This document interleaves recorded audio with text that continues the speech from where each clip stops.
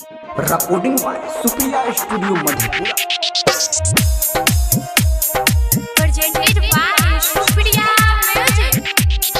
DJ Lal Babu Samastipur.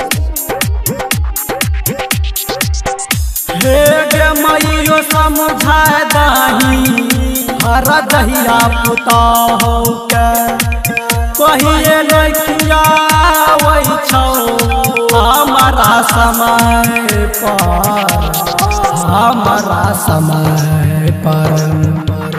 पलंग पर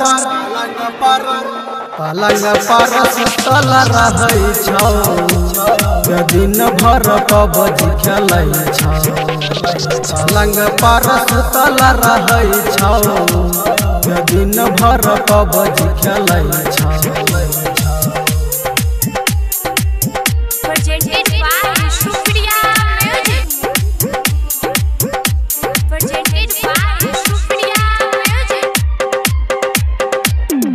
घर में डलियो आटा गे साथ मन ये गोटा गे की करबया बमोगी पूरन बात झूठो पुस दै छौ हमारा घर में डलियो आटा गे साथ मन ये गोटा गे की करबया बमोगी पूरन बात झूठो पुस दै छौ हमारा घर। पलंग पर सुतल रहै छौ ये दिन भर पबजी खेलै छौ पलंग पर सुतल रहै छौ ये दिन भर पबजी खेलै छौ। DJ Lal Babu presented by Supriya music. Presented by Supriya music.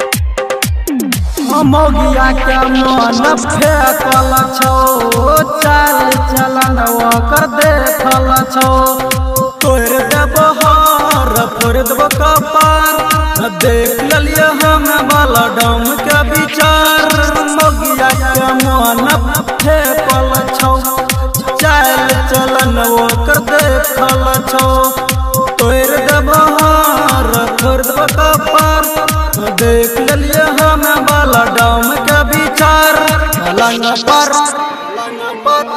पलंग पर सुतल रहै छौ ये दिन भर पबजी खेलै छौ पलंग पर सुतल रहै छौ ये दिन भर पबजी खेलै छौ।